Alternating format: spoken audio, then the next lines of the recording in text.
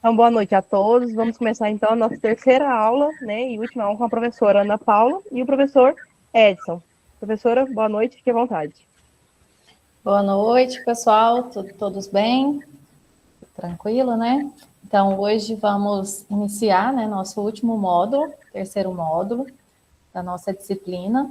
E só para recapitular, né, nós iniciamos, então, com a bioprospecção de micro-organismos, onde a gente busca ali, né, a prospecção desses novos micro-organismos.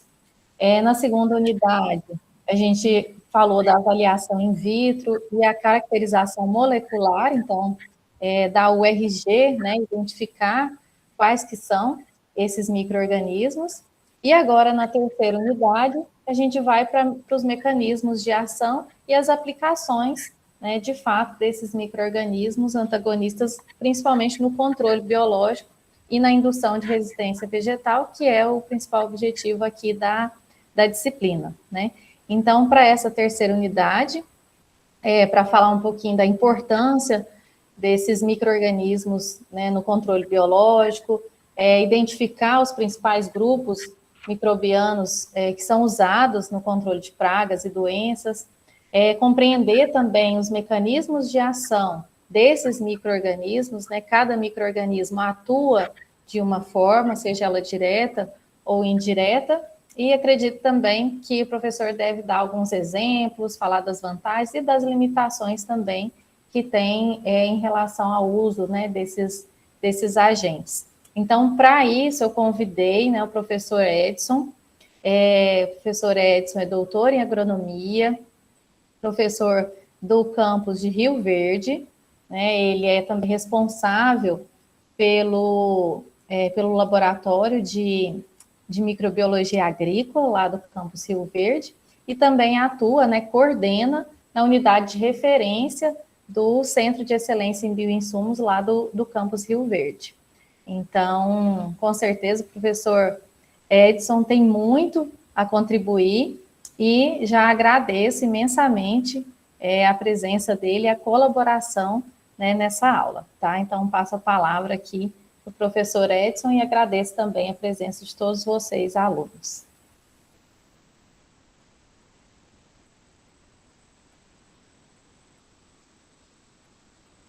Ixi, acho que o professor travou aqui. Ele caiu, só... Ah, voltou. Voltou, Edson.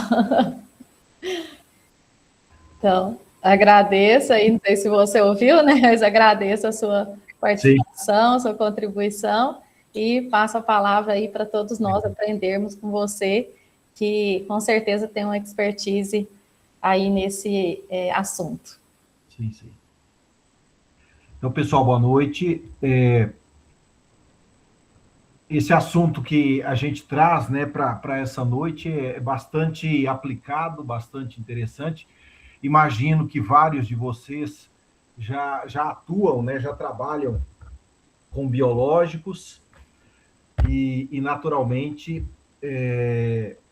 então, o que a gente conversa hoje certamente terá bastante interesse, né, que é nessa linha dos micro-organismos antagonistas, né, ou seja, também chamado de biodefensivos, né, ou seja, micro-organismos que conseguem, por mecanismos diversos, controlar doenças, né, ou insetos pragas. Então, vocês fiquem à vontade no sentido de perguntar, né, ao longo, acho que é melhor assim, ao longo e não somente ao final, tá? Pode ir perguntando, ou seja, contribuições que vocês tiverem. Então, deixa eu compartilhar aqui. Edson. Sim. A gente costuma fazer um intervalinho de uns 10 minutinhos. Claro. Por volta das 8 horas. Aí, mas fica à vontade para não partir. A hora que você achar que deve, a gente faz esse intervalinho. Perfeito.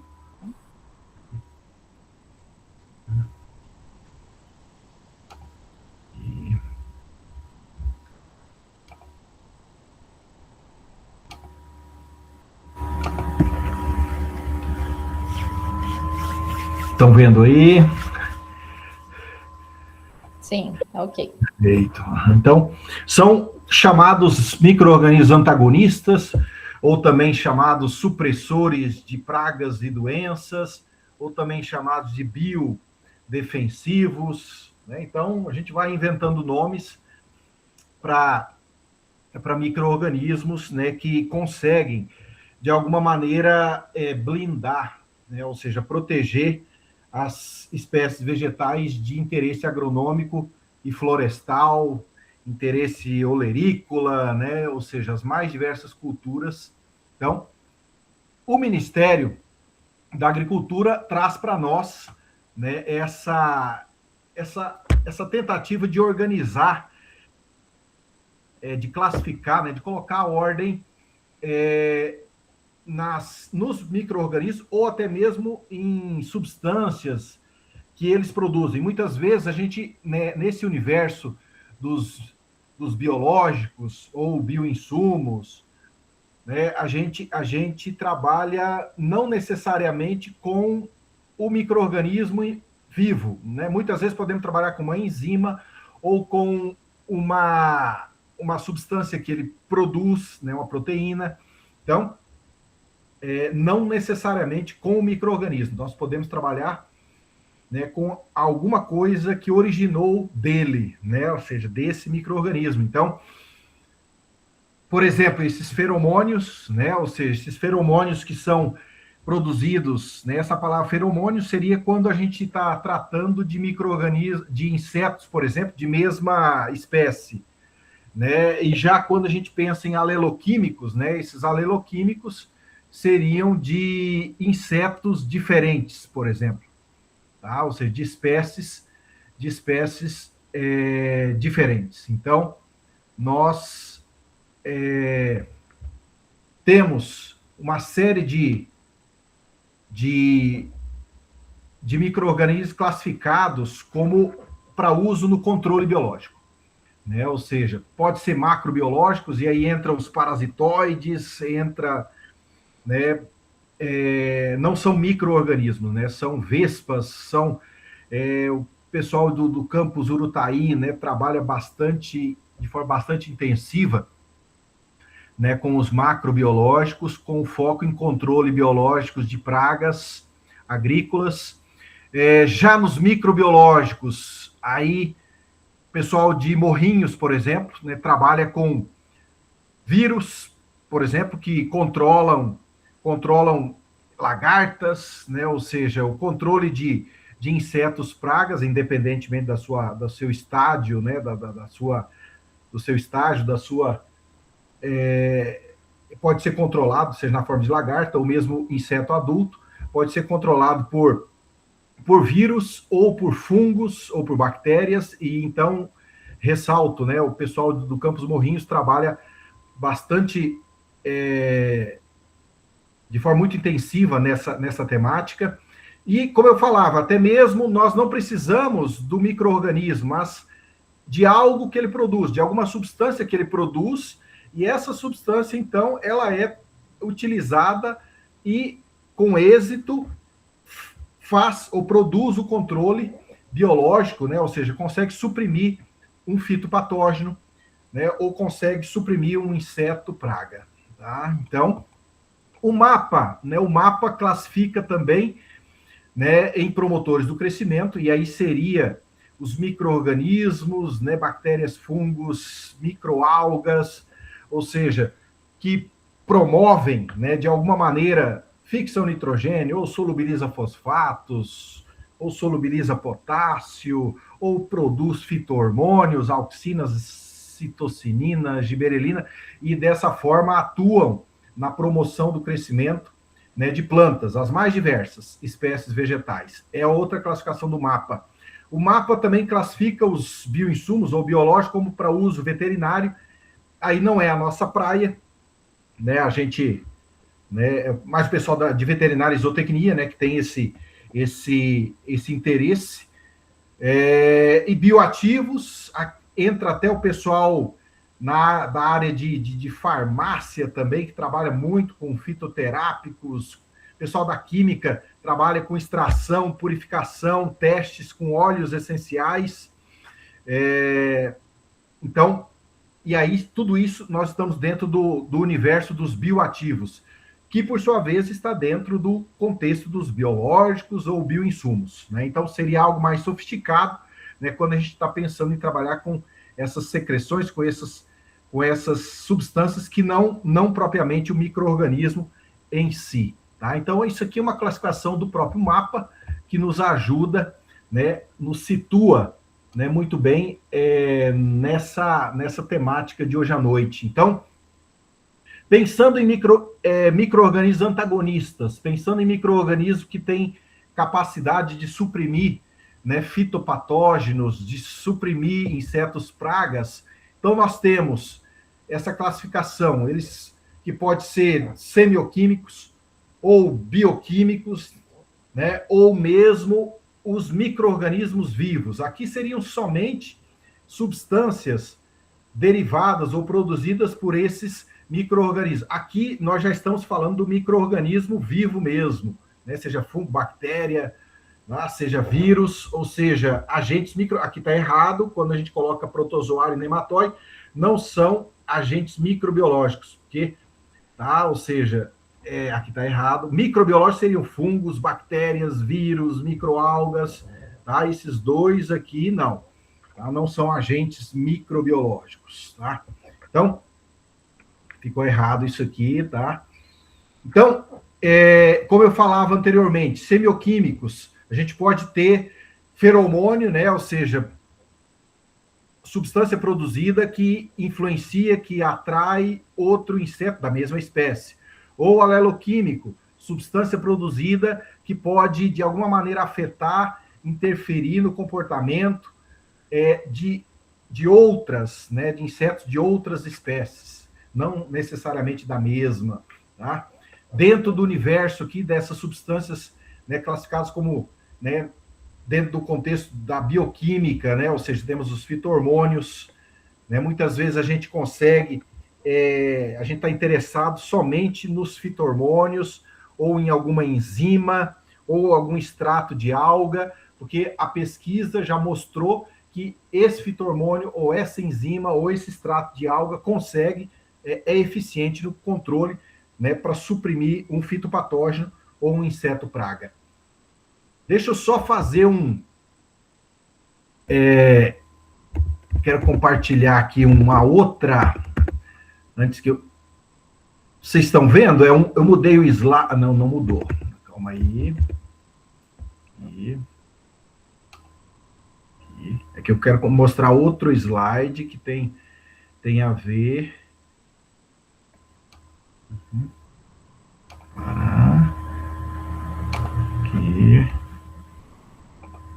Aqui.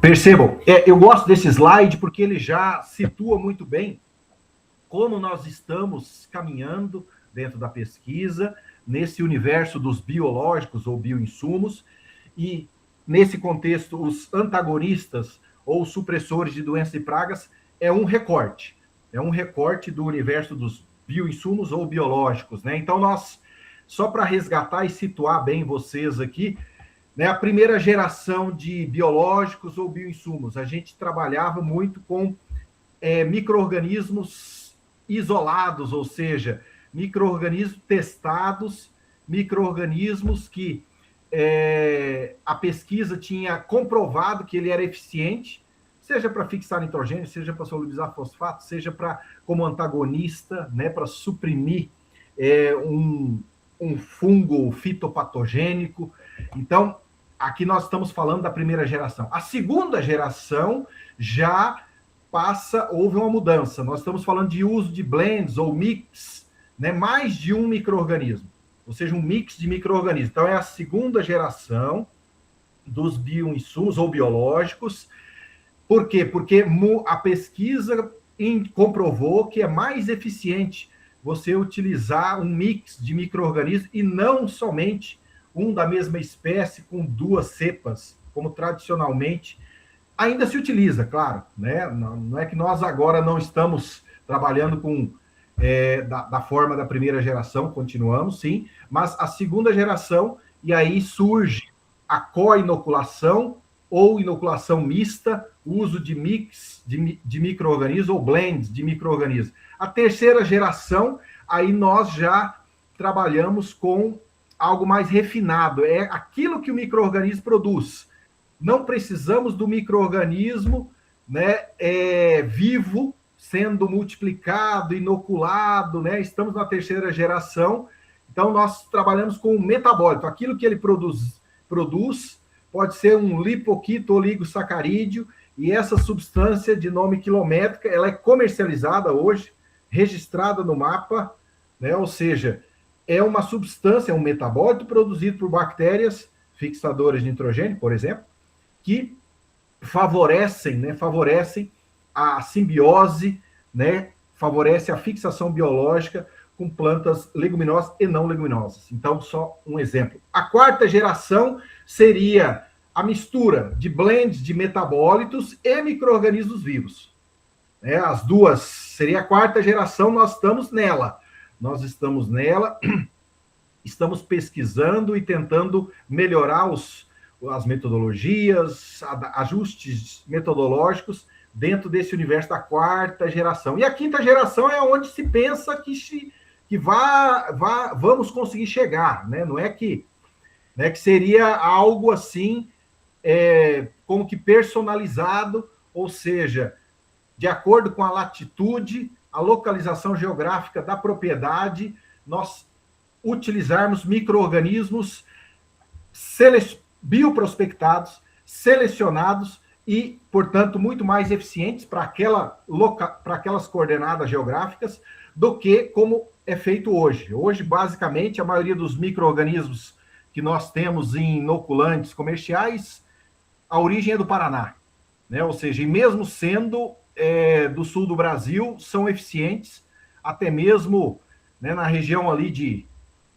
Maranhão, Tocantins, Piauí e Bahia, né, o encontro dos estados, até mesmo em Roraima, né, ou seja, micro-organismos selecionados, né, no sul do Brasil, mostram eficiência, né, em latitudes, em localidades bem diferentes da sua origem. Mas nós, naturalmente, né, queremos partir para a quinta geração, que seria trabalhar com micro-organismos chamados autóctones, né, ou seja, prospectados naquela respectiva região, porque a gente sabe que são mais eficientes, tá? Então, pode perguntar. Alguém levantou a mão aí, Dalton, pode perguntar.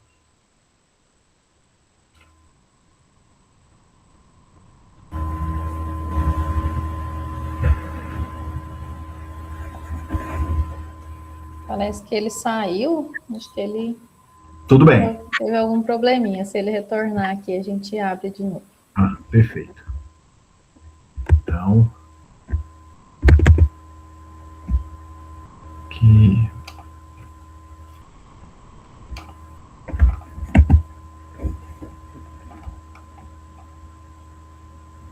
Então, voltando aqui a compartilhar o que nós conversávamos aqui.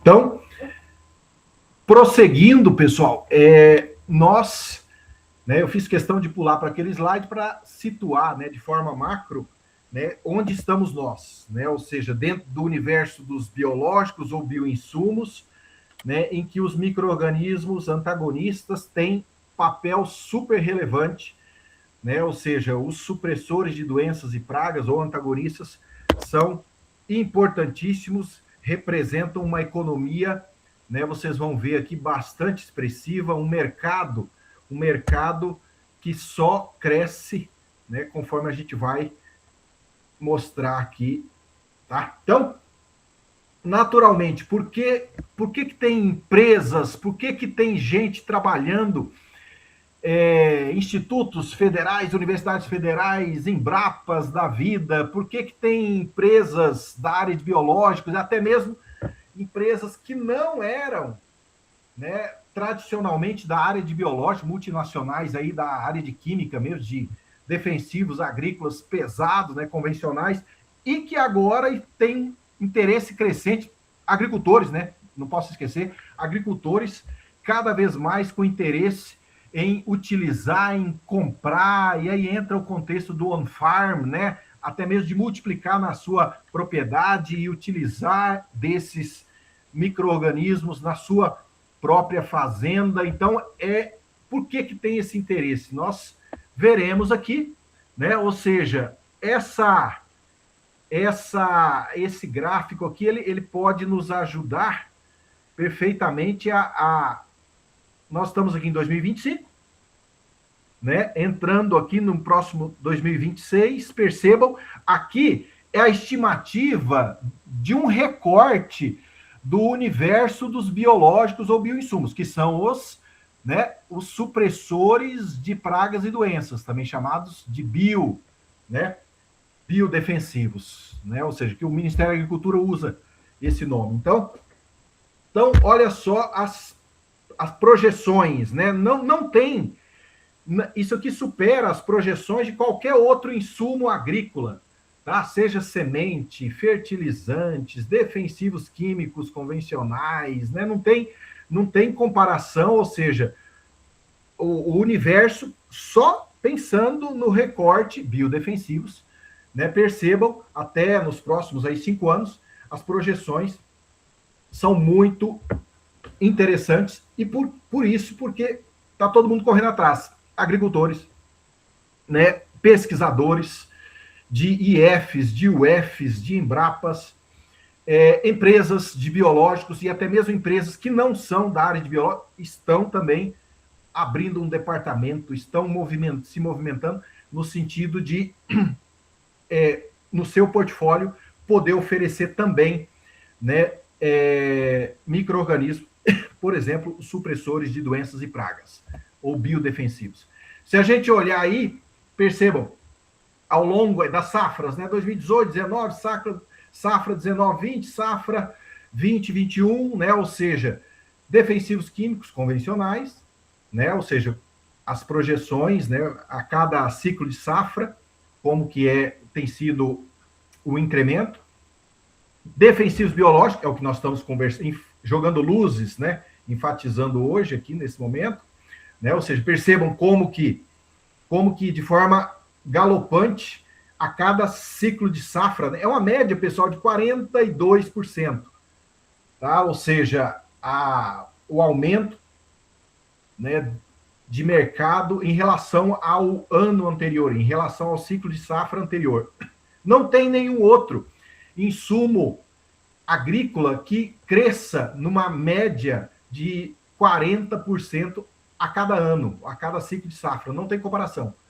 Tá? Ou seja, como eu falei, semente, fertilizantes, defensivos, químicos, convencionais, né? Nenhum desses insumos, por exemplo, cresce numa média de 40% a cada ano, a cada ciclo de safra, como crescem os biológicos e, agora, enfatizando especificamente, os defensivos, né? Os biodefensivos, tá? Aqui os inoculantes, ou seja, de fixador de nitrogênio, solubilizador de fosfatos, fungos micorrízicos, né? Os promotores do crescimento, também como tem a cada ano, né, aumentado o mercado, né? Então, se a gente olhar, né, em termos de o que mais se utiliza, pensando em antagonistas, pensando em supressores de pragas e doenças, né, a balança pesa mais para o uso de micro-organismos e não macro-organismos, tá? Ou seja, pensando em área total, né, em milhões de hectares, a gente utiliza mais tricoderma da vida, né? Ou seja, fungo antagonista, só para citar metarrísio, isária, balvéria, né? Os entomopatogênicos, bacilos, bactérias, vários bacilos, né? Subtilis, púmilos, tá? Ou seja, megatherium. Então, nós trabalhamos, a maior parte das áreas, né, elas consomem, digamos, ou nelas são utilizados de micro-organismos antagonistas. Bem menor é a fatia do uso de macrobiológicos, vespas, parasitoides e por aí vai. Tá? Então, estamos apenas ainda engatinhando, tá? Dentro do universo de área plantada no país, do universo de demanda real, né, e demanda, né, futura, mas um futuro assim de 3, 5 anos, né, um futuro breve, né, ou seja, nós estamos ainda engatinhando, vamos decolar, né, rapidamente, tá? Então, aqui 3 ciclos de safras também para evidenciar, né, como que o uso de biodefensivos tem sido, né, uma projeção que não se compara a qualquer outro tipo de insumo, né, agrícola necessário para a agricultura, né, ou utilizado na agricultura. Então, algumas culturas, né, milho, cana, algodão, soja, né, para citar as de maior importância, ou seja, aquelas em que nelas mais se utiliza de tricoderma, né, fungos, como os antagonistas, tricoderma, Beauveria, né, Isaria, Metarrhizium, ou bactérias, bacilos, carro-chefe, né, bacilos da vida. Então, só para citar as culturas de maior importância de mercado, tá? Então, algumas para citar algumas pragas, né, dessas culturas em que a pesquisa já mostrou, já evidenciou, né, com sucesso, o que funciona para controlar nematóide em algodão ou broca do café, na cultura do café, nematóides em cana, cigarrinha da raiz em cana de açúcar, para mosca das frutas em citros, para mofo branco ou nematóides na cultura do feijão, né, cigarrinha do milho, nematóides de milho. Perceba que aparece muito, né, ou seja, a enxaqueca, a praga de solo, que é a verdadeira enxaqueca do agricultor, que é nematóide, percebe? Várias culturas em que nematóide aparece, observem aí como que chama atenção, né, o número de biodefensivos registrados no Ministério da Agricultura para controle de nematóide, ou seja, é o carro-chefe. Por que é o carro-chefe? Porque tem mais gente, porque primeiro que os prejuízos são muito expressivos, como eu falei, não é uma dor de cabeçazinha, é uma enxaqueca, né? Nematóide é um problema sério, então, naturalmente, é o que tira o sono do produtor. Então, naturalmente, o agricultor tem alto interesse em uso de biológicos para controlar nematóide.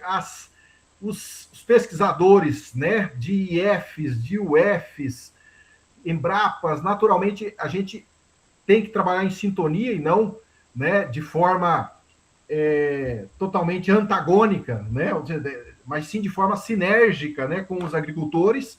E aí, claro, as empresas de biológico acabam também tendo grande interesse em registrar no Ministério da Agricultura seus biológicos, né, com a finalidade, com o foco ou com a capacidade de controlar nematóides de solo, porque realmente não é micro-organismo, é uma praga de solo, é como se fosse um verme de solo que suga o sistema, né, aparelho bucal suga, né, as raízes, deforma as raízes, forma verdadeiros tumores nessas raízes, deforma completamente, trava o crescimento, produtividade lá embaixo, né? Ou seja, é um problema é o mais sério, tá? Então, por isso, não à toa que nós temos aí sempre uma maior quantidade de biológicos registrados com a finalidade ou com a capacidade, né, de controle de nematóide de solo,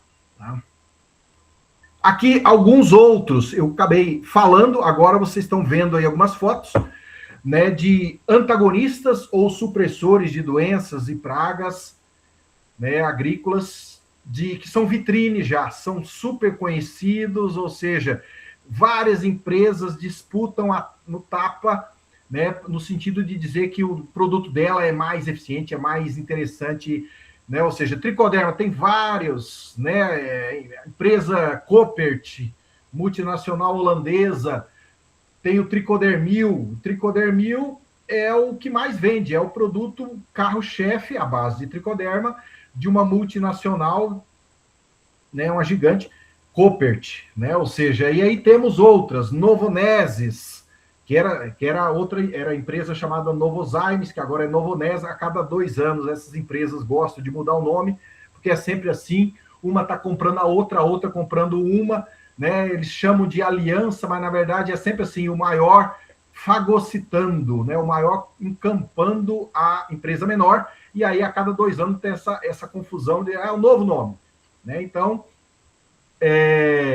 Balagro Agro, né? Novonesis, Koppert, né?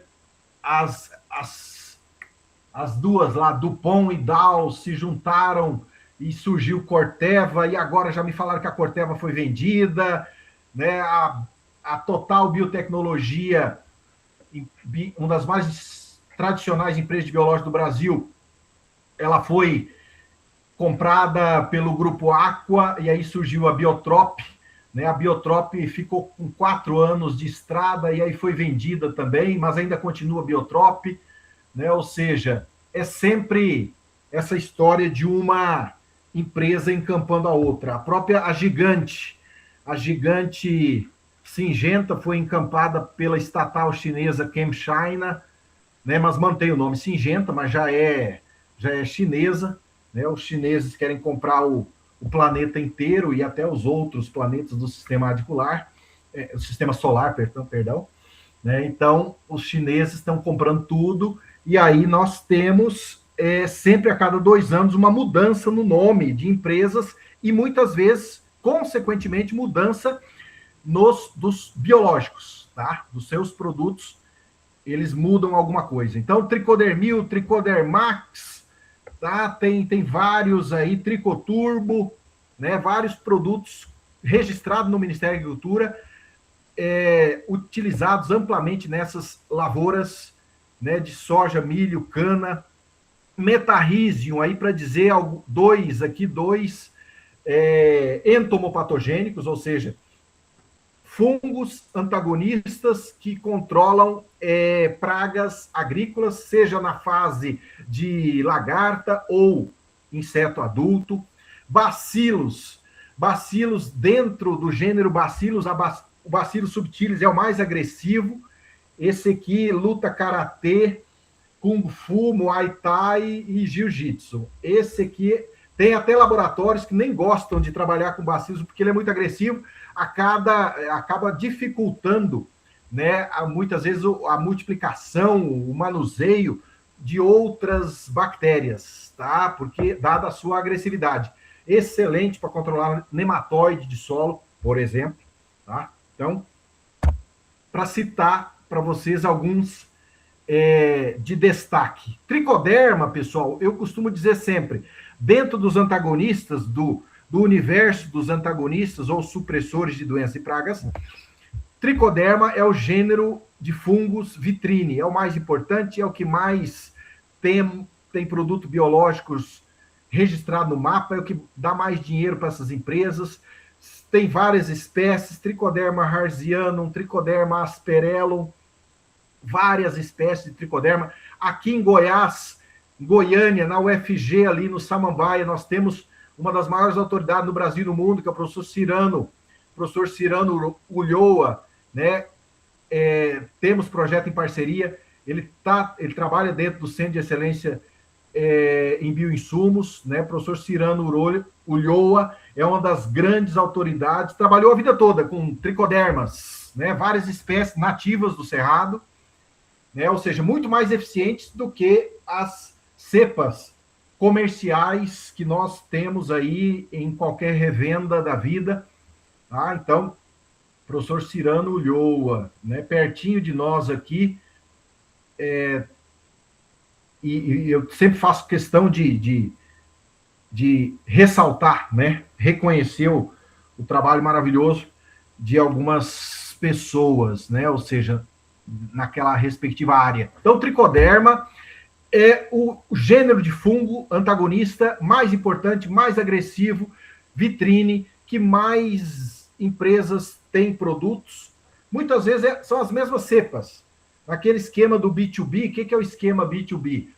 Tem uma planta, né? Ou seja do Grupo VIT, seja da Agroset, eles têm a planta, né? Uma estrutura de biofábrica gigantesca e acabam produzindo, multiplicando para várias empresas de biológicos, que aí cada empresa tem o seu rótulo.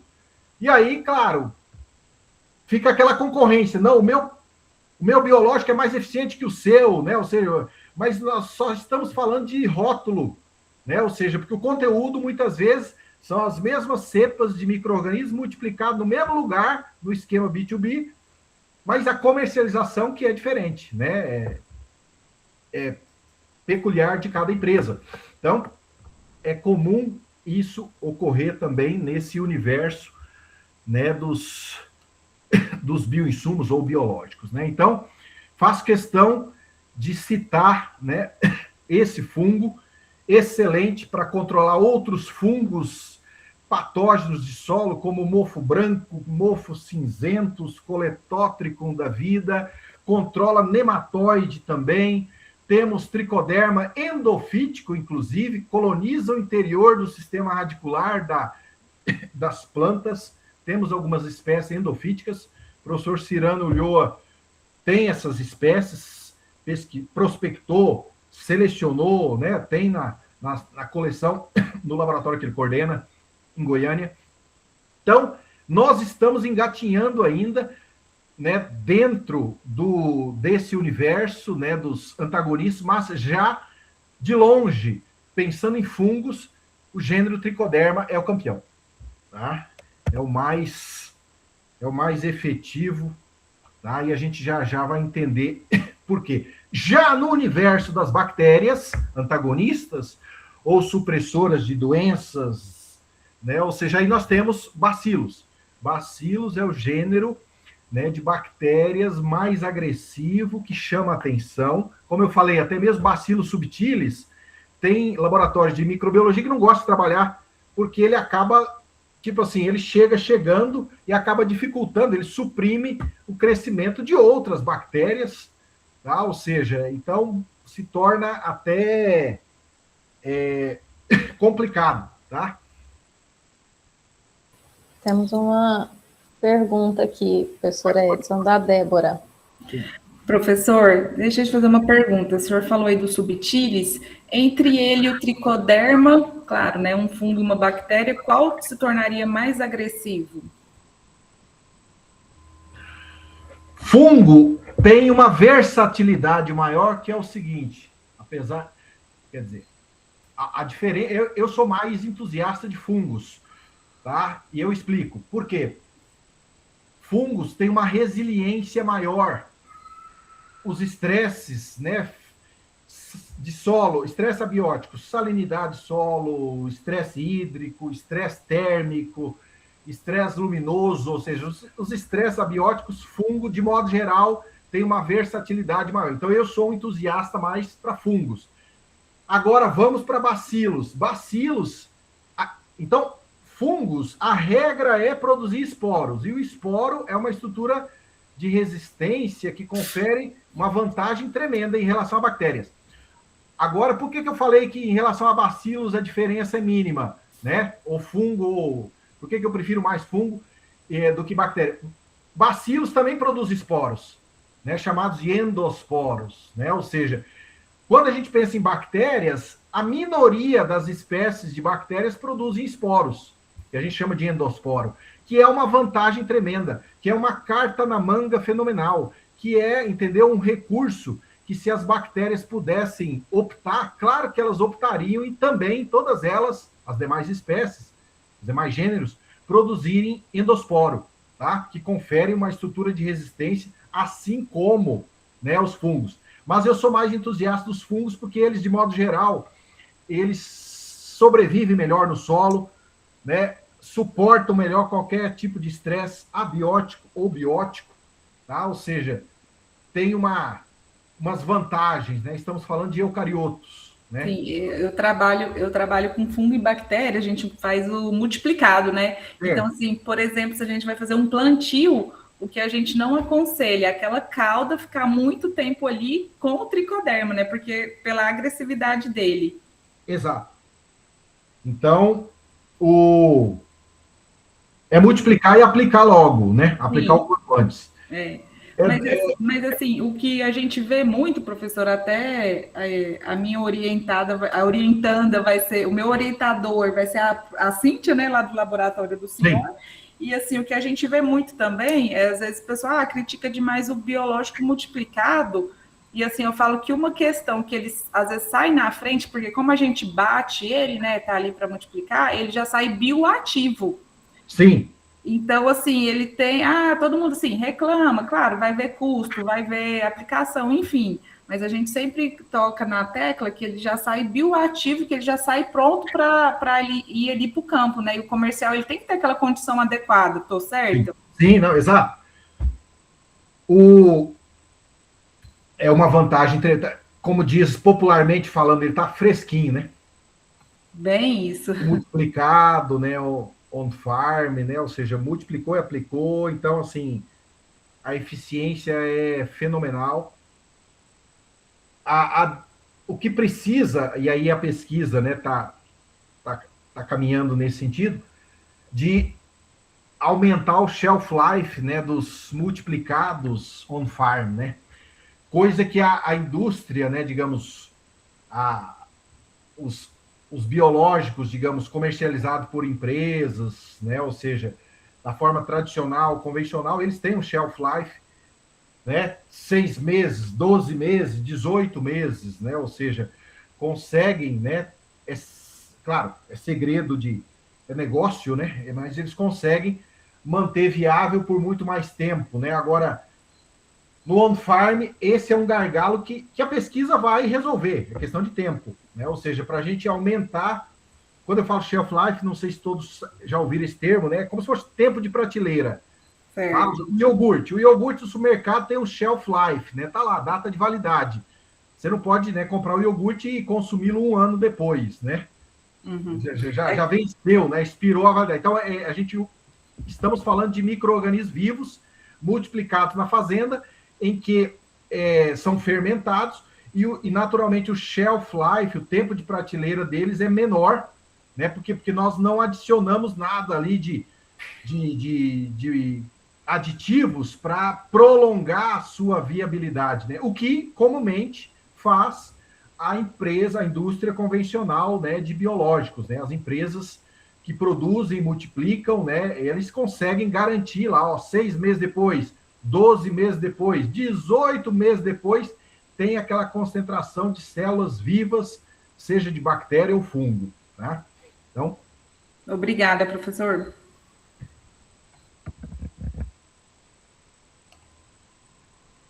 Então, no universo dos bacilos, aqui, quando a gente pensa numa outra espécie famosíssima, né, que é a Bacillus thuringiensis, né? Ou seja, aí nós não estamos falando da bactéria em si, mas estamos falando de uma proteína, né? De uma proteína que essa bactéria ela consegue produzir, e essa proteína, aí entra a questão da transgenia, né? Ou seja, essa proteína foi injetada em soja, milho, então nós temos soja BT, milho BT, ou seja...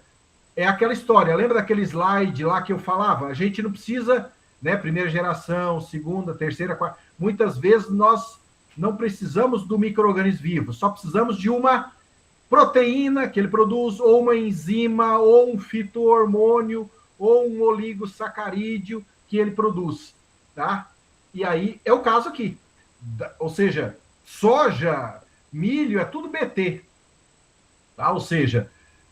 Todas essas variedades de cultivar de soja, híbridos de milho, né, predominantemente tem essa tecnologia BT, ou seja, traduzindo, tem essa proteína que é sintetizada de ação inseticida, né, ou seja, é uma proteína que tem ação inseticida, mas ela é sintetizada, produzida por uma bactéria, e aí, no esquema de engenharia genética, de transgenia, conseguiram injetar isso, né, em cultivares de soja, em híbridos de milho, e é um sucesso, né, comercialmente falando, né, em termos de volume de negócio. Tá? Ou seja, e claro, aí a lagarta vai consumir a parte aérea dessa soja ou desse milho e tem a molécula inseticida, né? Ou seja, a própria planta, digamos, está vacinada, a própria planta tem as suas defesas ali já prontamente, né? Ou seja, por isso que eu falei, é um sucesso, né? É um negócio bastante interessante e é o que predomina, né? Hoje é a regra, não é a exceção, tá? A tecnologia BT, tá? Olha aí o tanto que nós temos voltando àquela história, né? A enxaqueca do agricultor é nematóide, é mesmo, nematóide, solo ou fitonematóide, como queira. Nós precisamos achar maneiras, estratégias inteligentes para controlar essa praga que, como eu falei, é a enxaqueca. Então nós temos aí vários bacilos, né? Vários bacilos que têm atividade bionematicida, né? Ou seja, consegue, e também tricoderma, né? Temos fungos, né? Por exemplo, do gênero tricoderma, que tem ação bionematicida, consegue controlar com eficiência, mas nós ainda precisamos avançar muito, né? Tem várias raças de nematóide de solo, como eu falei, não é fácil lidar, não é fácil, não tem como você pensar, eu consegui me livrar, não tem como, você tem que conviver. Não tem como você esterilizar, digamos, e matar todos os nematóides de solo daquele talhão. Não. Você tem que conviver, conduzir um manejo agrícola que consiga controlar de forma barata e eficiente, e por isso entra aí os antagonistas. Por isso entra a importância dos biológicos que nós estamos conversando aqui. Então, temos aí uma série, seja de bactérias, né, ou fungo que tem ação, né, bionematicida, e, como eu falei, precisamos avançar muito ainda. Mas até onde nós fomos, até agora, né, ou seja, é de impressionar como que funciona. Né? Ou seja, o que nós conhecemos de diversidade de espécies de tricoderma e espécies de bacilos, estamos ainda engatinhando. Né? Nós não conhecemos todas as espécies. Naturalmente, nós não testamos, né? Não fizemos, a pesquisa ainda não teve tempo para testar a atividade antagônica, seja de bactérias, seja de fungos antagonistas, por exemplo, em relação a nematóide de solo. Tá? Então, nós temos muitos quilômetros a serem percorridos, tá? Nesse sentido. Tá? Então, como que o micro-organismo ele atua, né? O mecanismo em si, são vários, são variados, ou seja, nós, primeiramente, estamos falando da rizosfera, né? Aquela região de interface direta da superfície das raízes com o solo. Aquele solo aderido às raízes de qualquer que seja a planta é a região da rizosfera. Tudo acontece ali, tudo. Né? Ou seja, nós conhecemos quase nada do que acontece ali, ou seja, interação entre micro-organismos de mesma espécie, interação entre micro-organismos de espécies diferentes. E para complicar, todos esses micro-organismos interagindo com a planta, né, o sistema radicular da planta. Aí que complicou ainda mais. Tá? Ou seja, então, vale ressaltar, né, nós desconhecemos a maior parte do que ocorre de interações nesse ambiente rizosférico. Nós estamos ainda, né, na fase pré-embrionária, tá? Então, eu faço questão de ressaltar isso. Agora, falando dos mecanismos, como é que um micro-organismo consegue atuar para suprimir um fungo suprimindo outro fungo, uma bactéria suprimindo um nematóide? Como é que acontece isso? Pode ser por meio de produção de fito-hormônios, pode ser por indisponibilidade de nutrientes, tá? Indisponibilidade de nutrientes, ou disponibilização de nutrientes para a planta. Então, ou seja, o micro-organismo, ele favorece a nutrição vegetal, e aí a planta, tendo a sua nutrição maximizada, essa planta consegue ter uma maior capacidade de resistir a incidência de doenças e ataque de pragas e se recuperar mais fácil e rapidamente, né, da incidência de doenças e ataque de pragas agrícolas. Então, tanto indisponibilizando nutrientes, quanto disponibilizando nutrientes é uma estratégia. A inibição, né, de forma direta de patógenos, ou seja, um micro-organismo de forma direta inibindo outro, os patógenos de solo. Outro mecanismo, produção de sideróforos, nós vamos ver. Sideróforo, que é o quê? É uma molécula orgânica, produzida pelo micro-organismo, que atua como quelante, né? Esses sideróforos, eles conseguem complexar, quelar ferro. Ferro é um nutriente. Ferro, né? Ou seja, é um nutriente necessário aos fitopatógenos. O sideróforo, no caso, é uma molécula produzida pelos antagonistas que complexa ferro, que indisponibiliza o nutriente ferro para os fitopatógenos. Ou seja, é um tipo de inibição, é uma estratégia de inibição que os antagonistas utilizam. Alguns antagonistas utilizam. Outra maneira, enzimas. O micro-organismo antagonista produz enzima que vai, de alguma maneira, atuar inibindo, né, o patógeno em si, né, ou seja, aquele que está causando prejuízo. Então, a produção de enzimas, seja quitinase, por exemplo, é uma das principais, né, ou seja, enzimas produzidas pelos antagonistas que atuam, né, seja para hidrolisar ou para, né, inibir de forma direta ou indireta um patógeno de solo. Tá? Então, nós estamos, né, conversando sobre os mecanismos que podem ser diretos, que podem ser indiretos, ou seja, os mecanismos indiretos são mais difíceis de serem mensurados, ou seja, entra aí naquela famosa indução da resistência sistêmica, tá? Ou seja, o que significa isso? Os micro-organismos antagonistas, eles conseguem favorecer indiretamente o metabolismo, eles alteram o metabolismo da planta, de modo que a planta consegue maximizar suas defesas. A planta não consegue sair correndo, né? Ela tem que estar ali, tem que se virar, resistir, senão ela morre. Então, mas aí entra aquela questão mais fina e até mais difícil de mensurar, que aí entra a parte até de fisiologia vegetal, ou seja, metabólitos secundários, fito-hormônios produzidos pela planta, induzida pelos antagonistas. Esses antagonistas podem estar lá na rizosfera, ou pode estar até mesmo de forma endofítica, dentro das raízes, colonizando o sistema radicular da planta.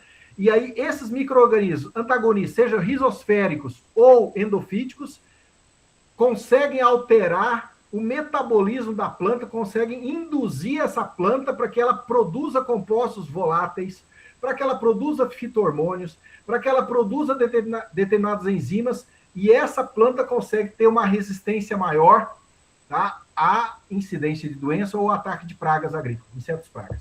Então, essa é uma forma mais difícil, mais elaborada, da gente visualizar, né, a ação dos antagonistas.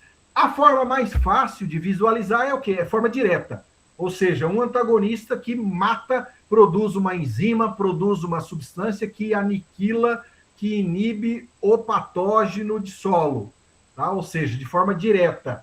Então, pode ser até mesmo, né? Ou seja, um micro-organismo que produz uma substância e inibe de forma direta uma enzima ou uma substância de ação antibiótica, ou até mesmo um micro-organismo que pode parasitar. O antagonista que atua como um parasita, né? Um fungo pode parasitar outro fungo. Um fungo pode parasitar o nematóide? Pode. E aí, né, ou seja, de forma direta, ocorre o mecanismo de supressão, né, daquela, seja de doença de solo, né, ou um fitopatógeno, ou insetos pragas, tá, de forma direta. Então, é mais fácil de mensurar, até mesmo em laboratório, né, é até mais fácil de compreender quando a gente pensa nos mecanismos, né, diretos de supressão de doenças e pragas. Tá? O intervalinho, Ana? Sim, pode ser. 20 horas, então 10 minutinhos, pessoal. Às Perfeito. 20h10 a gente retorna, tá ok? Perfeito. Valeu, até daqui a pouco.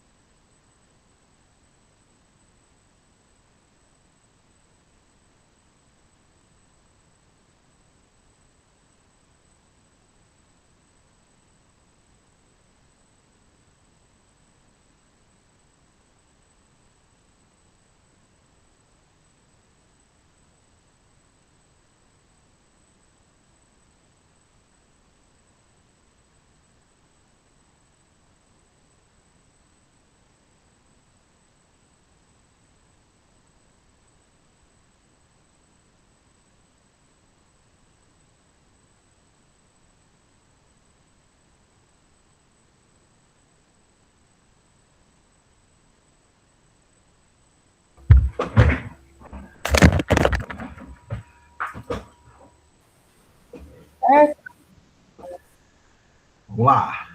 Aguinha. Vamos tomar, né, pessoal? Todos aí atentos. A gente ir para a parte final agora do nosso aula. Então, pessoal, comentava com vocês dentro do universo dos fungos antagonistas, né? Tricoderma é o carro-chefe, é o gênero de fungos que mais se destaca e chama atenção mesmo, como que é tão eficiente, né? Ou seja, e para o universo das bactérias antagonistas, bacilos é a que mais se destaca, que mais é efetiva, né? Várias espécies de bacilos, né? Cada uma com suas peculiaridades. A subtilis é a mais agressiva, né? Como eu conversei com vocês anteriormente. E uma das explicações é que, quando a gente pensa em bactérias, produzir esporos é algo, é a exceção. A regra, né, para a maioria dos gêneros de bactérias é não produzir esporos. Já para os fungos, a regra é produzir esporos, né? Ou seja, então, os poucos gêneros de bactérias que produzem esporos tem uma vantagem tremenda. Tá? Tem uma vantagem tremenda, né, quando a gente pensa em antagonismo, em supressão de doenças ou nematóides de solo, por exemplo. Então, aqui alguns mecanismos que eu comentei anteriormente de forma rápida, a gente explica aqui um pouco mais, sejam mecanismos de uma forma mais difícil, né, de ser visualizada, como essa forma aqui, indução da resistência sistêmica. Como eu falei, o micro-organismo antagonista ele pode ser rizosférico ou endofítico, e ele, de alguma maneira, ele interfere no metabolismo da planta, favorecendo ou ativando determinados genes que vão maximizar as defesas da própria planta em relação à incidência de doenças ou ataque de pragas. Seja produzindo compostos voláteis, seja produzindo determinadas enzimas, seja produzindo substância de ação antibiótica. Tá? Então, nós temos vários mecanismos que os antagonistas utilizam, né, geralmente de forma combinada. Nunca é somente um mecanismo, tá? Ou seja, muitas vezes é 2 ou 3 mecanismos. Essa questão da produção de siderófilos é um mecanismo importante em que, quando a gente pensa em siderófilo, é uma molécula produzida, é produto do metabolismo da bactéria ou do fungo, e que essa molécula sequestra ferro, ela quela ferro, ela indisponibiliza ferro no solo. E, naturalmente, ferro é um nutriente necessário para os patógenos de solo. Então, é uma maneira interessante de prejudicar, digamos, os patógenos de solo. Detalhe importante, os solos nossos aqui de Goiás, assim como vamos descendo, né, ou seja, indo por Mato Grosso do Sul, essa região, né, oeste do Paraná, é a região em que houve, né, derrame basáltico de forma muito intensa no passado, né, remoto, ou seja, nessa região em que estamos nós, os solos têm uma concentração de ferro, né, acima comparado a outras regiões do país. Então, é muita hematita, é muita guetita, né, é muito óxido de ferro, ou seja, para nós aqui, portanto, resumindo a história, essa carta na manga, essa habilidade dos micro-organismos antagonistas, que é a produção de siderófilo, não faz muita diferença. Por quê? Porque os solos nossos têm ferro e excesso e muito. Tá? Ou seja, não chegaria ao ponto de indisponibilizar e aí faltar esse nutriente ferro para os patógenos de solo. Tá? Mas é uma peculiaridade, é uma questão de coordenada geográfica, onde estamos nós. Tá? Mas que o mecanismo de produção de siderófilo é estratégico, é eficiente, sim. Só o detalhe que nós, né, observando onde estamos nós, né, em que a origem desses nossos solos tem um excesso de ferro, podemos dizer tranquilamente. Um outro mecanismo muito eficiente é a antibiose, ou seja, o micro-organismo antagonista, ele atua de forma direta, produzindo, por exemplo, um antibiótico, uma substância, né, de ação fungistática, que controla fungo, ou ação bactericida, que controla a bactéria, tá? Ou seja, temos várias aí pseudomonas, né, gênero pseudomonas, muito eficientes, né, nesse mecanismo de antibiose, tá? Para controle de patógenos. Os fungos, volta àquela história dos tricoderma, por exemplo, é muito eficiente na produção de antibiótico, né? Então, estamos falando do mecanismo chamado antibiose. Tá? A antibiose, pessoal, pode ser visualizada, estudada, quantificada em laboratório de forma muito, muito tranquila. Né? Essa metodologia, por exemplo, de dupla cultura ou cultura sob desafio, em que você coloca para estudar, né? Por exemplo, numa placa de Petri, né? Você coloca 2 micro-organismos para analisar se existe antagonismo entre aquele que você supõe, né, o antagonista em si, se ele consegue controlar o fitopatógeno X, Y, Z, né? Ou seja, então, esses testes são muito comuns, rotina, né, dos laboratórios de fitopatologia, de microbiologia da vida, né, ou seja, microbiologia do solo, em que a gente consegue visualizar facilmente se o micro-organismo em si ele tem atividade antagônica. Né? A gente percebe, ou seja, quando não existe antagonismo, quando não existe antibiose, ocorre um sobreamento, né? Ou seja, um micro-organismo cresce, literalmente vai para cima do outro, tá? Não tem nenhum impedimento. Já quando nós temos o antagonismo, temos alguma substância de ação fungistática, um antibiótico produzido, observe, não tem sobreposição dos micro-organismos. É como que tivesse aqui uma área, né, uma área de proteção em que evita, que impede a sobreposição dos micro-organismos, por exemplo, né, em laboratório, nesses testes de dupla cultura, usando placas de Petri. Tá? Então, nós temos, por exemplo, outros mecanismos, né? Falamos produção de siderófilos, falamos antibiose, que é a produção de antibióticos. Outro mecanismo que os antagonistas utilizam é produção, por exemplo, de compostos antifúngicos.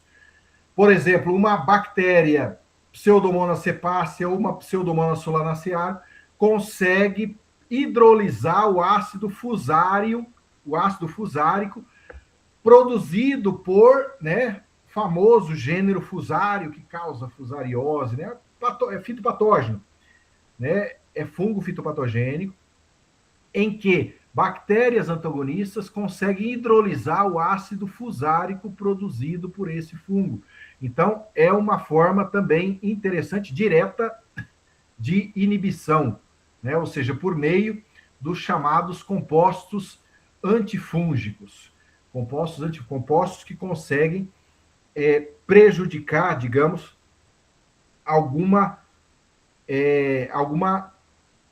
um metabolismo, consegue alterar, consegue, né, prejudicar, digamos, um patógeno de solo, no caso aqui que nós estamos conversando, né, fungo do gênero fusário, né, que produz esse ácido fusárico, tá, que é imprescindível, digamos assim, no processo de colonização da planta, de infecção da planta, né? Ou seja, em que naquela queda de braço, fungo fitopatogênico que planta, né? Esse ácido fusárico é a carta da manga, né, do fungo. No caso aqui nós temos bactéria antagonista que consegue hidrolisar, consegue inviabilizar, portanto, esse ácido fusárico, portanto, consegue impedir a ação ou dificultar de forma muito expressiva a ação do fungo fitopatogênico no processo de colonização da planta. Tá? Então, Fusarium é um fitopatógeno muito conhecido, tem várias espécies, tá? Ou seja, é fungo. Então, de modo geral, quando a gente pensa em fungos fitopatogênicos, o controle é complicado, ou seja, exige bastante raciocínio, estratégia inteligente, porque os fungos, eles têm, volto a falar, né, os fungos são eucariotos, os fungos são mais versáteis. Quando a gente está falando de fungo antagonista, ótimo, são os do bem. Agora, quando estamos falando de fungos fitopatogênicos, fungos patogênicos de solo, fitopatogênicos, aí nós estamos falando de fungos bastante sofisticados que conseguem driblar as defesas da planta e aí, portanto, o seu controle, né, exige, né, de estratégia inteligente, não é tão fácil, tá? Seja na forma química, convencional, fungicidas, seja na forma biológica, utilizando de antagonistas. Outro mecanismo que os micro-organismos antagonistas utilizam é a produção de enzimas, algumas delas eu cito aqui, né, como quitinases, glucanases, proteases, lipases. Ou seja, quando a gente pensa num fungo patógeno de solo, nós estamos falando o quê? Um fungo que é recoberto de quitina. Todo fungo tem quitina que protege, né? É estrutural, forma um verdadeiro escudo de proteção. Então, os antagonistas que produzem quitinase conseguem hidrolisar, quebrar essa sofisticada proteção de quitina, né, que as hifas dos fungos, os esporos dos fungos possuem em abundância, possuem quitina em abundância, portanto, é uma proteção, é uma malha de proteção bastante sofisticada. Então, precisa de enzimas, como as quitinases, para conseguir penetrar, quebrar, hidrolisar essa carapaça, esse escudo de proteção formado pela quitina, que está nas hifas dos fungos patógenos de solo, que está, né, nos esporos desses fungos também. Tá? Então, é um mecanismo que a gente chama bastante a atenção para a sua importância. Tá? Então, as enzimas mais diversas, né, ou seja, sendo produzidas e que conseguem controlar aí vários fungos de solo causadores, né, de doenças em plantas, doenças de grande relevância. Então, o mecanismo de produção de enzimas por parte dos antagonistas tem se mostrado, né, assim como o mecanismo de produção, a antibiose, né, que é a produção de antibióticos, são os dois mecanismos mais importantes que eu diria, tá? A antibiose, que é a produção de antibióticos, assim como a produção de enzimas, como, por exemplo, a principal delas, né, a quitinase, que consegue hidrolisar a sofisticada camada de proteção de quitina, né, dos fungos. E até mesmo a carapaça dos insetos, ali é pura quitina. Carapaça de siri, caranguejo, é pura quitina, camarão, tá? Então, aquele exoesqueleto dos insetos é quitina pura. Então, quando a gente pensa num fungo antagonista que vai, por exemplo, parasitar um inseto praga, ele libera quitinase, né? O fungo libera quitinase pela extremidade das suas hifas e, portanto, consegue a quitinase quebrar, né? Ou seja, consegue a hifa daí, portanto, consegue penetrar, e aí esse fungo antagonista consegue começar a parasitar e utilizar do inseto praga como seu, né, como fonte de nutrientes, como fonte de substrato. Então, mas tudo começou devido à capacidade de produção de quitinase, porque a primeira coisa é colonizar aquele inseto, seja na fase de larva ou, né, fase adulta. Tem quitina. Inseto adulto tem mais quitina, claro, o exoesqueleto é pura quitina. Então precisa, né, de quitinase para conseguir penetrar aquela blindagem e aí o parasitismo passar a existir, né, em questão de tempo, né, em questão de tempo, aquele inseto praga morre, tá? Tem até bioensaios, né, o pessoal faz isso comumente na área de entomologia agrícola, o pessoal que trabalha com, né, controle biológico de pragas, fazem testes, bioensaios para avaliar quanto tempo que aquele fungo antagonista mata aquela lagarta, quanto tempo que aquele fungo antagonista precisa para matar aquele inseto na fase adulta, tá?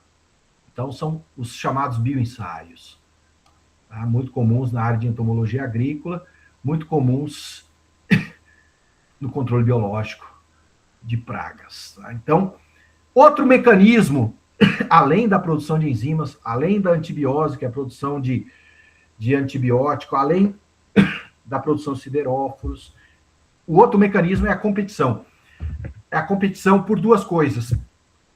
Os micro-organismos antagonistas, eles competem por espaço físico e competem por nutrientes disponíveis no sistema solo, tá? Ou seja, então, a competição é outro mecanismo, é outra carta na manga que os micro-organismos antagonistas utilizam para, de forma eficiente, conseguir controlar fungo antagonista controlando outros fungos de solo patogênicos, tá?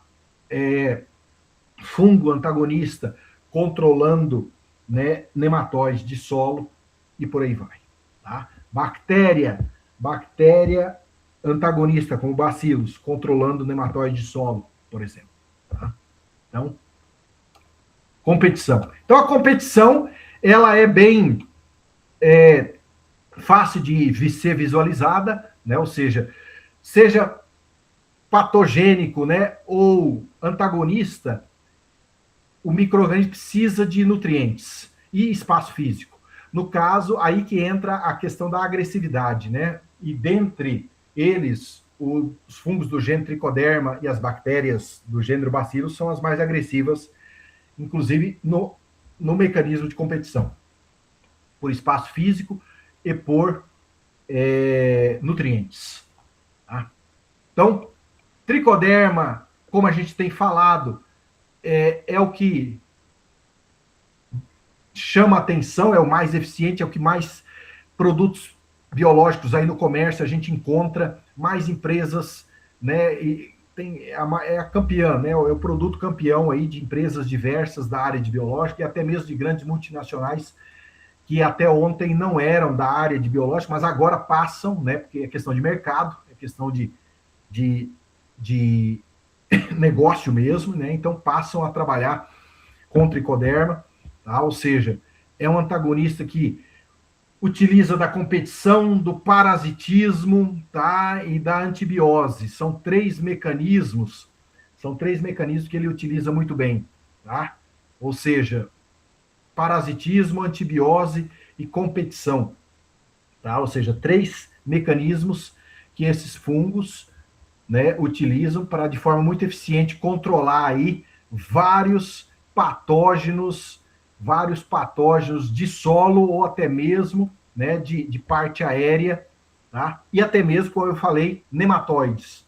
Então, não é usual, né, você ter um antagonista tão bom que controla fungos de solo, tá? Que controla fungos de parte aérea, que controla nematóides, né, de solo, tá? Então, uma versatilidade bastante interessante, tá? Ou seja, produtos, nós temos vários no mercado, Tricodermil, Tricodermax, Tricoturbo, Ecotric, tá? Ou seja, vários e vários produtos aí registrados no mapa, né, à base de Tricoderma. Então, nós temos, por exemplo, Um outro fungo aqui, o Gliocladium roseum, é um outro antagonista, não é tricoderma agora, estamos falando do Gliocladium roseum, mostro aqui a foto dele, né? Fungo, um micélio bastante interessante, cor avermelhada, tá? Cor avermelhada, ou seja, esse Gliocladium roseum, ele é um antagonista que também chama atenção, né? Ou seja, tem alta eficiência, uma eficiência similar ao fungicida clorotalonil, né? Ou seja, quando a gente pensa em controle, né, de um patógeno de solo, que é o famoso mofo cinzento, tem o mofo branco, né, tem o mofo cinzento.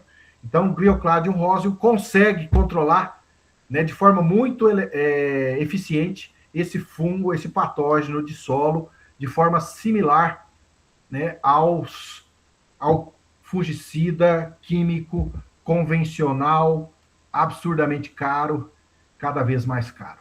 Tá?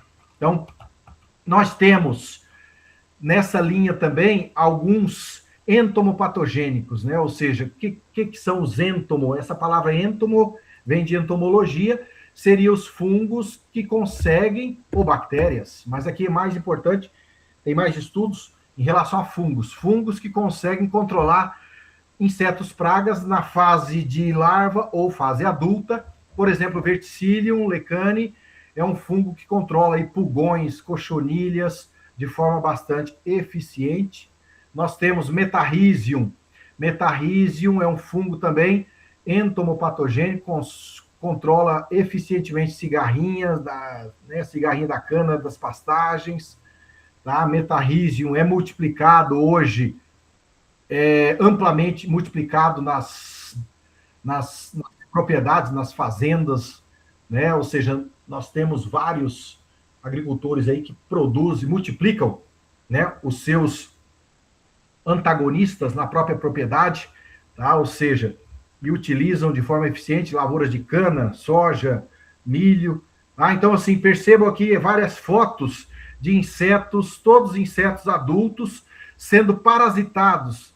Esse algodão doce aqui, né? O que é isso? São as hifas do fungo entomopatogênico. Lembra que eu falei aqui, sim, de forma cinzenta, né? Ou seja, as hifas dos fungos, e aí depois ele esporula, ou seja, o fungo consegue penetrar esse exoesqueleto, que é pura quitina, do inseto adulto, que é mais difícil de ser colonizado do que o inseto na fase de lagarta. Então, as hifas penetram, produzem quitinase, conseguem atravessar essa blindagem de quitina que compõe o exoesqueleto do inseto praga, e aí começa o parasitismo a ocorrer, ou seja, o fungo antagonista passa a utilizar o inseto como sua fonte de nutrientes, e é questão de tempo para matar esse inseto praga. Tá? Então, claro, sim. Nós temos uma dúvida aqui no chat. Pode falar. Do William, vou ler aqui. Na questão do bacilos em geral, para o seu estabelecimento, há necessidade de ter a cultura implantada, diferentemente do gênero Tricoderma, que já se estabelecem na palhada. Melhor, com a cultura implantada, tá? Estamos falando de bactéria, tá? E já quando a gente pensa em fungos, né? Ou seja, aí já aquela história, produz esporo de forma muito eficiente, permanece na palhada de forma viável, tá? Ou seja, tem uma resiliência muito maior do que bactérias. E aí incluo, né, bacilos. Então, bacilos sempre você vai ter que ter aquela preocupação, né, de estar aplicando, né? Ou seja, para ter a garantia da sua eficiência, né, na cultura implantada, tá? Cultura estabelecida.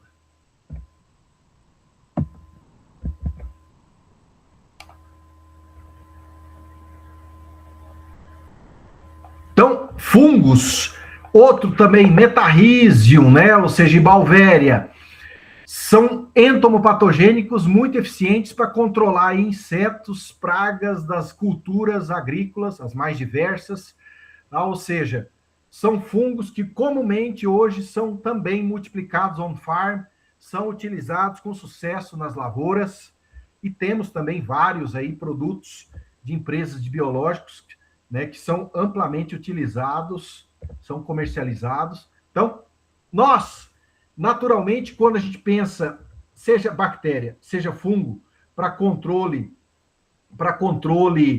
né, do problema em questão, nós temos que lembrar que o efeito não é tão rápido como a gente utilizar um fungicida químico convencional, que você aplica e já vê na hora, né, o efeito, com todos aqueles problemas, né, de contaminação de solo e água, né, efeito residual, ou seja, no caso, né, quando nós estamos falando de biológicos, o efeito é mais lento, é mais gradual, mas nós não temos aqueles problemas todos colaterais de contaminação de solo e água, como nós temos com o uso, né, de fungicidas químicos, nematicidas químicos, inseticidas químicos convencionais, tá? Então, e aí, muitas vezes, nós podemos, e tem vários produtores que fazem isso, é aquela história, ele está na transição, né? Ele está saindo da forma convencional de controle de doenças e controle de pragas, e ele está migrando para o universo dos biológicos. Então, gradualmente, ele vai deixando de usar, né? Vai reduzindo dose, vai reduzindo quantidade de aplicações em químicos convencionais e passando a utilizar de biológicos, assim como nós já temos exemplos de produtores que estão totalmente, né, o manejo é totalmente ancorado no uso de biológicos, de biodefensivos, né, consegue controlar todos os problemas de doenças e pragas somente à base, né, de biológicos, tá? Então, algumas vantagens, como a gente está falando, né, ou seja, não temos, se a gente pensa em biodefensivos, estamos falando de micro-organismos vivos, o alvo deles é controlar patógenos, né? Portanto, não tem problema de contaminação, não tem possibilidade de mudança de espectro, né, de toxicidade, como ocorre, né, comumente com os defensivos químicos convencionais, né? Ou seja, que todo organismo vivo se torna alvo. Aqui não, nós temos uma relação espécies-alvo bastante definida e confiável, né? Não é a base do discurso, a questão, estamos falando de micro-organismos que conseguem reconhecer, né, os seus, digamos, os seus rivais, né, os patógenos, e aí sim não temos os problemas que nós há tantas décadas constatamos com o uso de defensivos químicos convencionais da indústria. Tá? Então, claro, a pesquisa, pessoal, tem que avançar, né?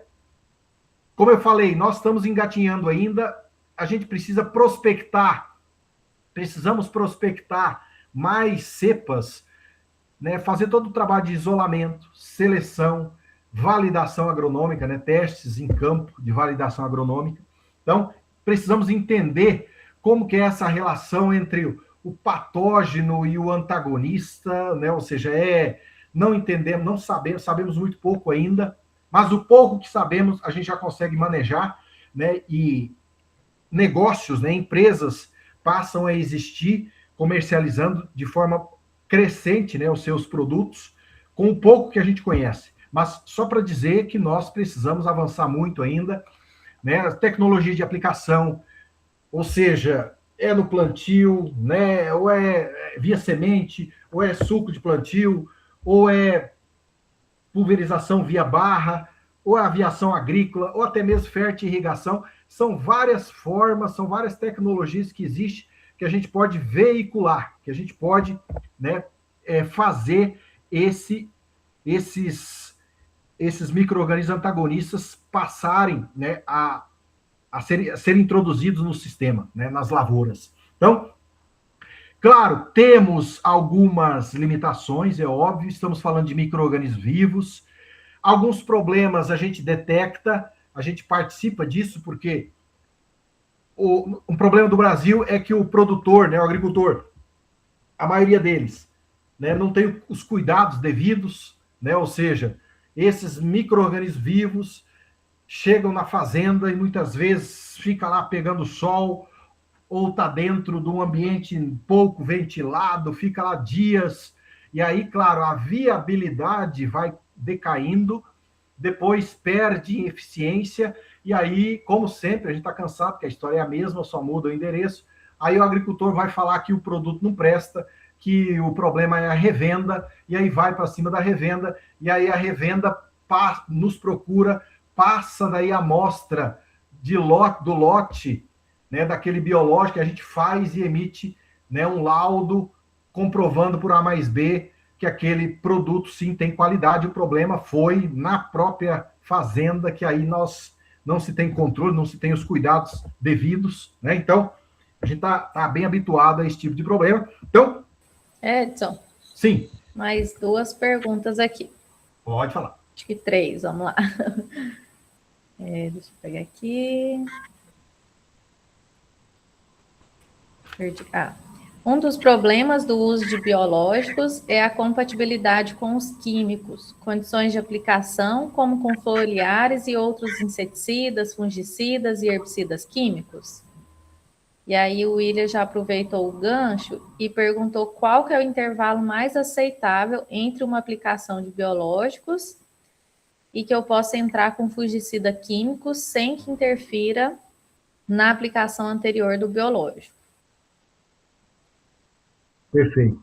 Depois a gente tem uma outra aqui, mas depois eu faço, então. A mistura é um caminho sem volta, pessoal. O agricultor faz isso. O agricultor pega ali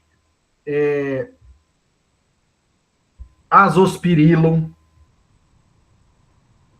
brasilense, que é uma bactéria fixadora nitrogênio, que produz fito-hormônios, é uma bactéria promotora do crescimento vegetal fantástica. Pega ali o Azospirillum brasilense e coloca na cauda de atrazina. Atrazina, que é um herbicida dos mais potentes, tá? Ou seja,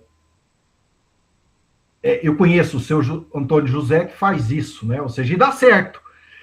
Cauda de atrazina, ou seja, um herbicida misturado com inoculante de Azospirillum brasilense, sendo aplicado, né, no início da lavoura, nas fases iniciais da lavoura de milho, né? Milho em sucessão à soja. Tá? Ou seja, funciona. Tá? Qual que é o detalhe? E a recomendação?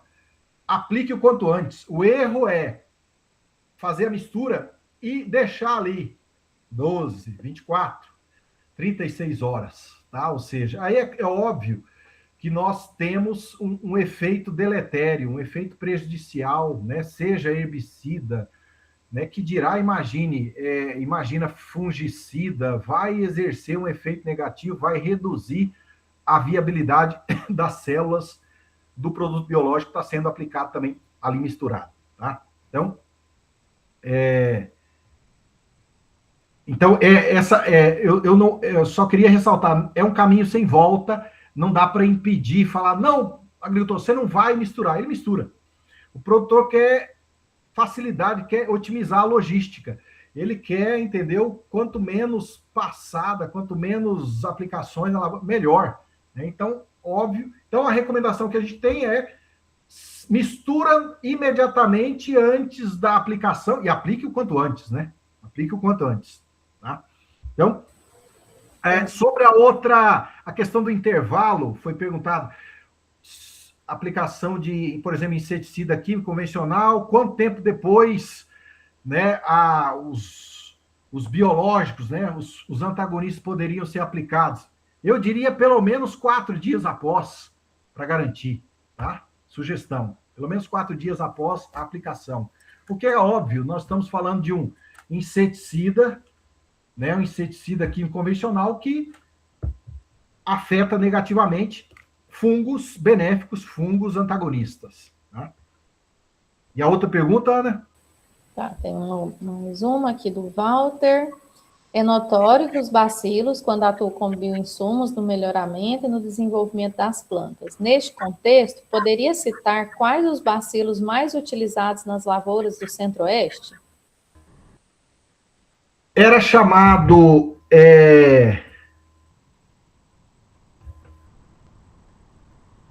que acabou de mudar. O Bacillus subtilis, eu eu ressalto, né, eu coloco importância para ele, o Bacillus subtilis, o Bacillus megaterium, que agora é chamado Pristia megaterium, mas até ontem era chamado de Bacillus, tá? Foi essa reclassificação. E o outro Bacillus é o Ariabatai, o famoso Ariabatai, que é um bacillus, uma espécie que minimiza o problema do estresse hídrico, né? Reduz os efeitos negativos do estresse hídrico. Então, seja veranico, seja estiagem, né? O que comumente acontece, né, no nosso centro-oeste. Então, eu diria esses três, tá? Subtilis, Pristia megaterium, que era o Bacillus megaterium até ontem, e o Bacillus ariabatai, tá? Como para minimizar estresse hídrico, tá? Os efeitos prejudiciais do estresse hídrico. O Walter ainda perguntou aqui se esse último é muito utilizado também no Nordeste. A origem dele é do semiárido nordestino. Ele foi bioprospectado de lá, né? Ou seja, também é muito utilizado. Também é muito utilizado lá, inclusive a origem dele é de lá.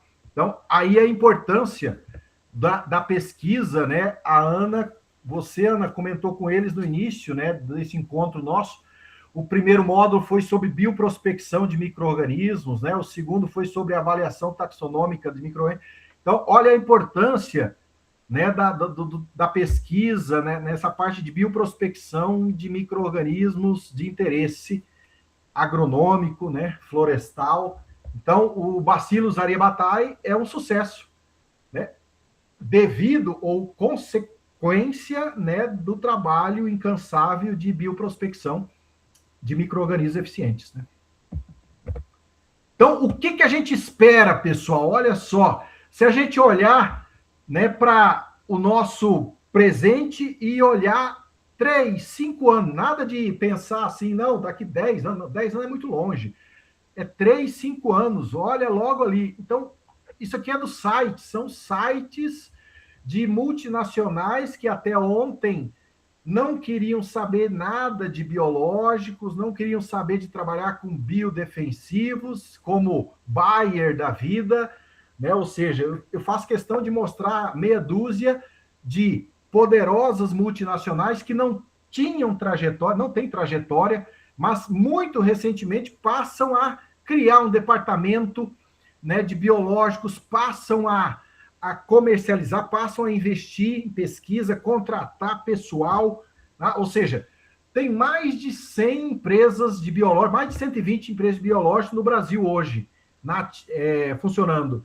Agora, eu faço questão de mostrar meia dúzia das poderosas multinacionais que até ontem não trabalhavam, mas que agora, né, como Syngenta, que é, na verdade, agora ChemChina, passam a ter interesse e apostar e contratar pessoal e estruturar departamento e participar de feiras, workshops, simpósios, né, mostrando cada vez mais tentando mostrar uma imagem mais eco-friendly, né, ou seja, mais amiga do ambiente, até mesmo a FMC, né, que produz o Furadan, né? Ou seja, a FMC, né, tá ali, olha, falando de biológicos, né? Ou seja, do seu portfólio, né? No seu portfólio nós temos aí agora bacilos da vida. Então, mas esse é algo novo, né? A BASF, outra multinacional poderosa, né? Ou seja, também, né, mostrando que está trabalhando, que tem no seu portfólio aí fungos e bactérias antagonistas. Então, imagine, se as poderosas, Corteva, que foi a fusão de Dow e DuPont, né, surgiu Corteva, e agora já Corteva já foi encampada, já está virando outra coisa. Então, assim, gigantes que não, né, aparentemente eram completamente rivais dessa área de biológicos, e agora elas passam a ter também no seu portfólio, né, bactérias, fungos, antagonistas né? Ou seja, a UPL, olha aí a UPL, né? Mostrando que trabalha com Bacillus subtilis. Então, se essas gigantes, né, naturalmente, estão, que dirá, imaginem vocês, as mais de 120 empresas de biológicos em funcionamento no Brasil, né? O Brasil é modelo para o mundo, o Brasil é o que mais pesquisa e utiliza de biológicos na sua agricultura. O Brasil, nesse ponto, é vitrine, é modelo para o mundo, no sentido de uma agricultura cada vez mais racional, menos poluidora do solo e água, em função do uso progressivo, crescente de biológicos. Então, Brasil, tá? Então, fechando aqui, pessoal, você já sabe, com certeza a Ana, né, já deve ter comentado com vocês, tudo isso, nós trabalhamos em rede, o Centro de Excelência em Bioinsumos, o CBio existe, né, estamos organizados em 12 cidades aí do estado, né, a especialização em bioinsumos é uma das ações, das tantas atividades, ações que o CBio promove no estado todo.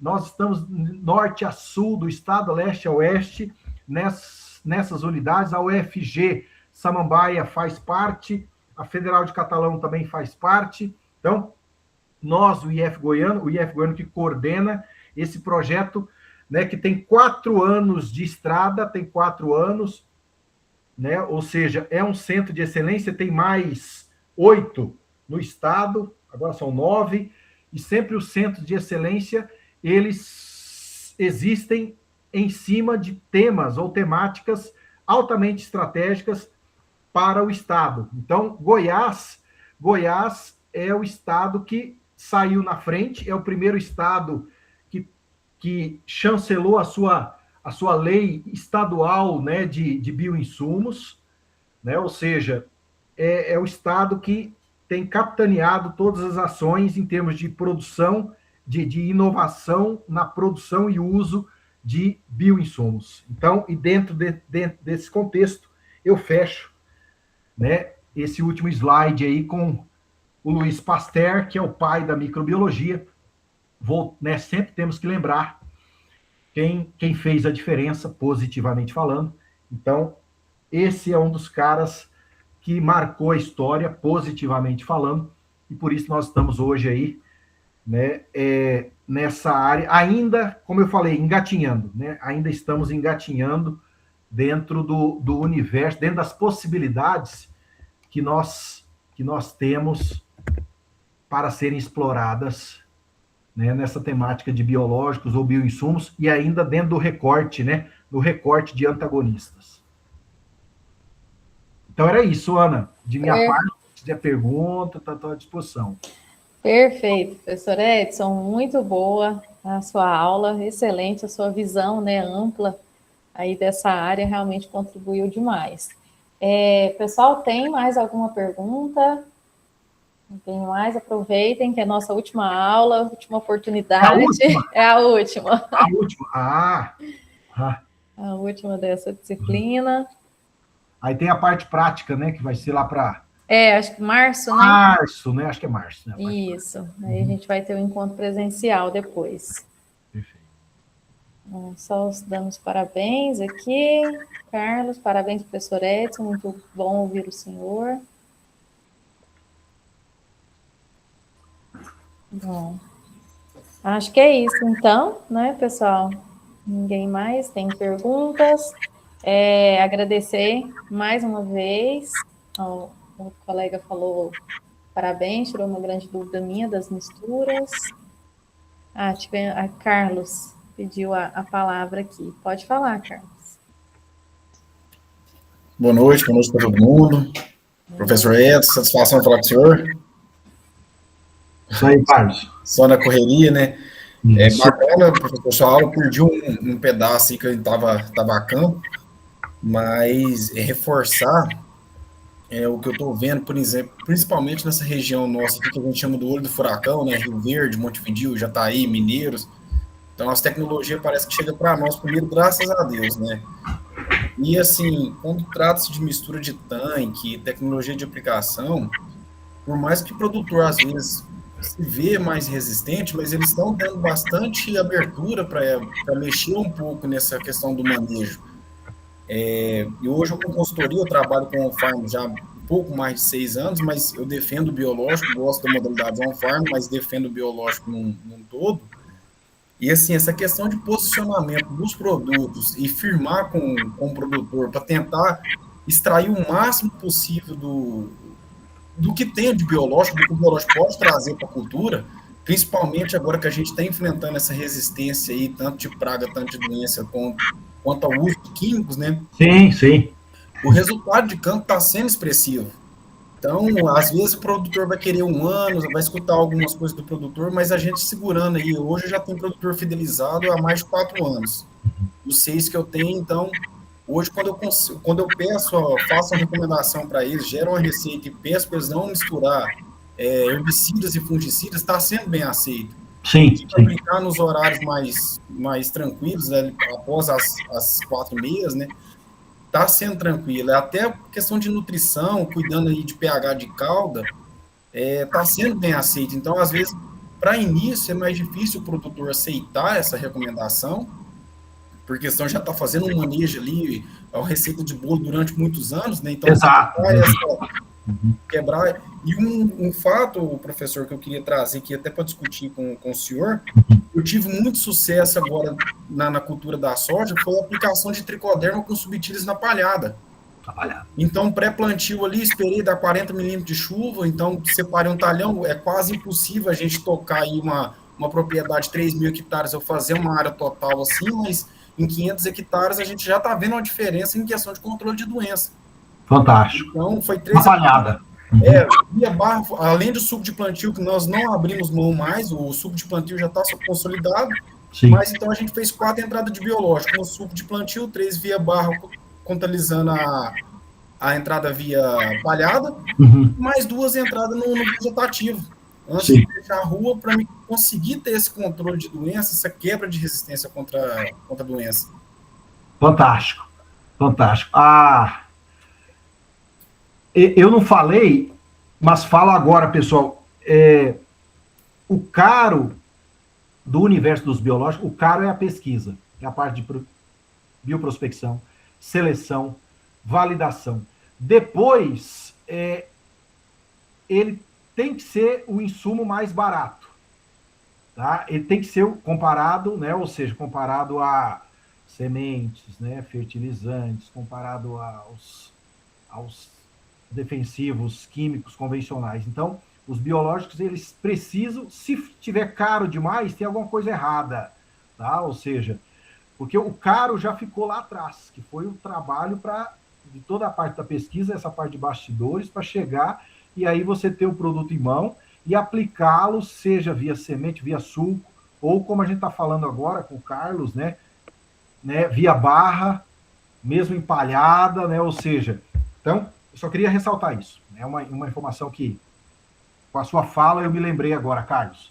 Então, e a questão de também a gente ir modificando, né? Ou seja, modificando procedimentos, adaptando metodologias, isso que é fenomenal, ou seja, quando a gente trabalha com biológicos, né? Ou seja, muda um pouco o jeito de fazer, né? Ou seja, muitas vezes, mudando levemente um procedimento, a gente consegue ter muito sucesso, tá? Ou seja, então, tem que ter essa maleabilidade, não é a coisa estática, né? Ou seja, muitas vezes, né, a gente pode mudar levemente uma recomendação, avaliar, né? Faz um talhão para avaliar se realmente foi efetivo, e aí depois vai ampliando para toda a lavoura, né? Se realmente teve sucesso. Perfeito. O Walter também elogiou aqui, excelente aula, queria um professor desse como meu orientador. Mais alguém, pessoal? São 9h01, então vamos partir aqui para o encerramento, agradecer mais uma vez, professor Edson, pela sua colaboração, né, nessa aula. Tenho certeza que esses 3 módulos contribuem um pouco, né, para a formação dos nossos próximos especialistas, e nos veremos em breve, né, pessoalmente, cada turma no seu campus de origem, para que a gente possa fazer a nossa prática, né, nossas aulas presenciais com mais robustez ainda. Isabela, você tem alguma coisa? Tá? Somente agradecer você, professora Ana Paula, professor Edson, e desejar a todos aí um bom descanso, lembrando as atividades que já estão no Moodle, né, para ser realizadas. E qualquer dúvida pode entrar em contato conosco. Obrigada, pessoal. Boa noite.